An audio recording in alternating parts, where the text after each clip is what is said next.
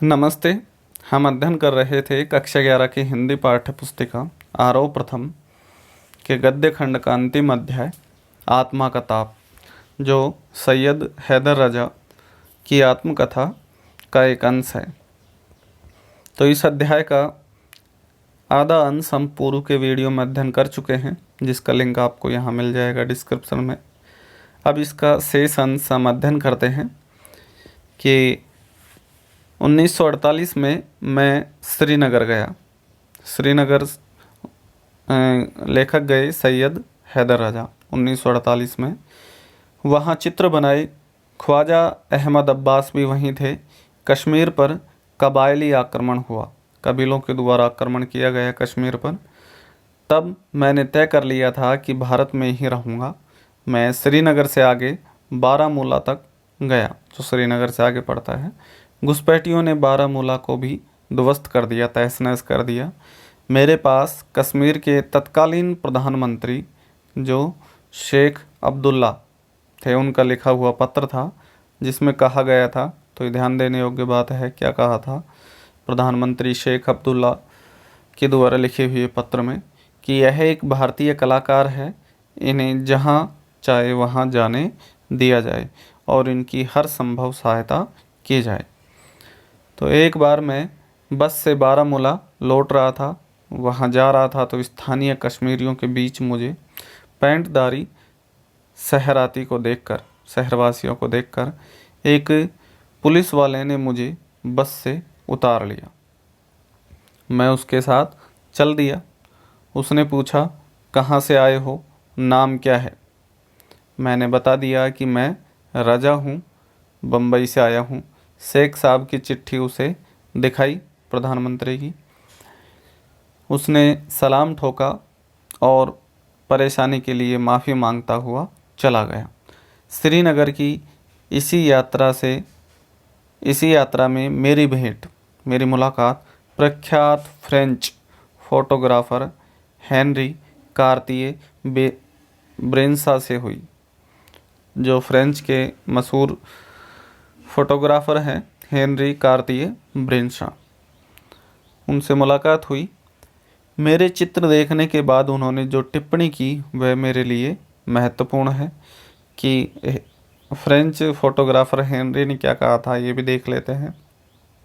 ध्यान रखना इनको, कि तुम प्रतिभाशाली हो, टैलेंटेड हो, लेकिन प्रतिभाशाली युवा चित्रकारों को लेकर मैं संदेहशील हूँ। तुम्हारे चित्रों में रंग है, भावना है, लेकिन रचना नहीं है। तुम्हें मालूम होना चाहिए कि चित्र इमारत की तरह ही बनाया जाता है। आधार, नींव, दीवारें, बीम, छत, और तब जाकर वह टिकता है। मैं कहूँगा कि तुम सेजा का काम ध्यान से देखो। सेजा जो एक चित्रकार फोटोग्राफर है। तो ये प्रयुक्त वाक्य कहे थे इन्होंने, यहाँ से लेकर और यहाँ तक जो हमने रेखांकित कर लिया था। ये प्रश्न पूछा जा सकता है। तो इन टिप्पणियों का मुझ पर गहरा प्रभाव रहा। बम्बई लौटकर मैंने फ्रेंच सीखने के लिए अलियान्स फ्रांसे में प्रवेश ले लिया। फ्रेंच पेंटिंग में मेरी खासी अर्थात विशेष रुचि थी, लेकिन मैं समझना चाहता था कि चित्र में रचना या बनावट वास्तव में क्या होगी, कि चित्र में रचना या बनावट क्या होगी, जो उन्होंने बताई थी हेनरी ने। तो ये पेरिस में जो उनका स्टूडियो है, उनका चित्र यहाँ दर्शाया गया है।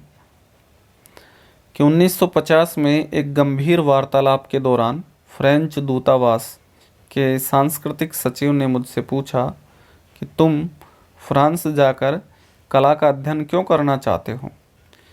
मैंने पूरे आत्मविश्वास से उत्तर दिया कि फ्रेंच कलाकारों का चित्रण पर अधिकार है, कि मैं इसलिए करना चाहता हूँ कि फ्रेंच कलाकारों का चित्रण पर अधिकार है। हाँ, फ्रेंच कलाकारों का चित्रण पर अधिकार है। फ्रेंच पेंटिंग मुझे अच्छी लगती है। तुम्हारे पसंदीदा कलाकार कौन से हैं? कि तुम्हारे पसंदीदा कलाकार कौन कौन से हैं पेंटिंग में।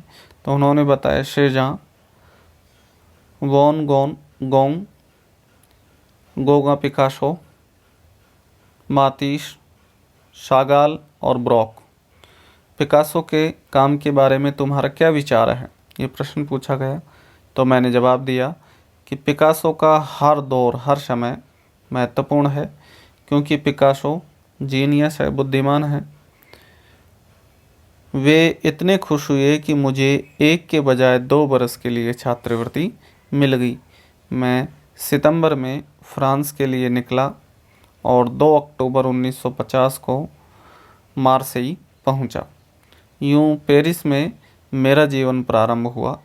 बम्बई में रहते एक ऊर्जा थी, अर्थात शक्ति थी, उत्साह था, काम करने की एक इच्छा थी।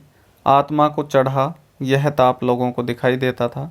अपने यहाँ ज़बरदस्त उदारता थी। कोई काम करने का इच्छुक हो तो लोग सहायता को तैयार रहते थे। भारत की बात कर रहे हैं, बम्बई की। मैं अपने कुटुंब अर्थात परिवार के युवा लोगों से कहता रहता हूँ कि तुम्हें सब कुछ मिल सकता है, बस तुम्हें मेहनत करनी होगी। चित्रकला व्यवसाय नहीं, अंतरात्मा की पुकार है। तो ये भी महत्वपूर्ण पंक्ति है कि चित्रकला एक व्यवसाय नहीं, अंतरात्मा की पुकार है।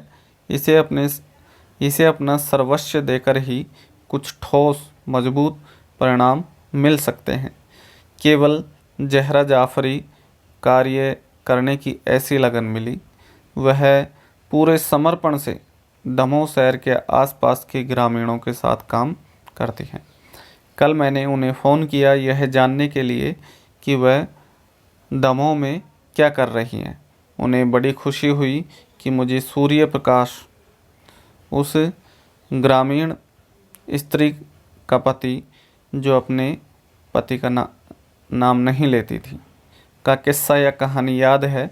मैंने धृष्टता से उन्हें बताया कि बिन मांगे मोती मिले, मांगे मिले न भीख।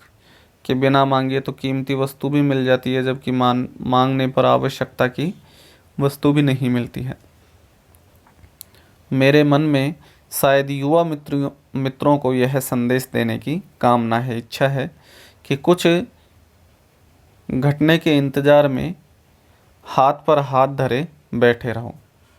खुद कुछ करो, कि हाथ पर हाथ रखकर बैठो मत। कहने से तात्पर्य है कि अक्रियाशील मत रहो, कुछ न कुछ ज़रूर करो।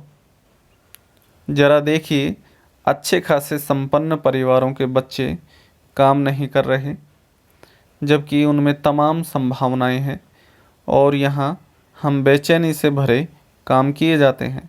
मैं बुखार से छटपटाता सा अपनी आत्मा, अपने चित्त को संतप्त किए रहता हूँ। मैं कुछ ऐसी बातें कर रहा हूँ जिसमें खामी लगती है, कमी लगती है।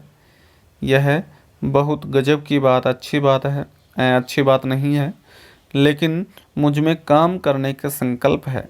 भगवत गीता कहती है, जीवन में जो कुछ भी है तनाव के कारण है। बचपन जीवन का पहला चरण एक जागृति है, लेकिन मेरे जीवन का बम्बई वाला समय भी जागृति का चरण ही था।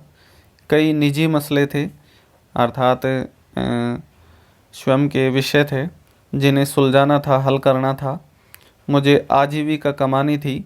मैं कहूँगा कि पैसा कमाना महत्वपूर्ण होता है, वैसे अंततः वह महत्वपूर्ण नहीं ही होता। कि पैसा वैसे आजीविका चलाने के लिए आवश्यक होता है, लेकिन इतना जीवन में महत्वपूर्ण नहीं होता है। उत्तरदायित्व होते हैं, किराया देना होता है, फीस देनी होती है, अध्ययन करना होता है, काम करना होता है। कुल मिलाकर स्थिति खासी अर्थात विशेष जटिल थी। मेरे माता पिता के न रहने से, राष्ट्रपिता महात्मा गांधी को खो देने से जटिलता और अधिक बढ़ गई थी। तो ये भी ध्यान रखने योग्य बात है कि लेखक की जटिलता क्यों बढ़ गई थी कि उनके माता पिता के गुजर जाने और राष्ट्रपिता महात्मा गांधी को खो देने से उनकी जटिलता और अधिक बढ़ गई थी। तो इस प्रकार से ये संपूर्ण अध्याय पूर्ण होता है। हम इसकी व्याख्यान कर चुके हैं। अब अगले वीडियो में हम इसके प्रश्नोत्तर हल करते हैं। धन्यवाद।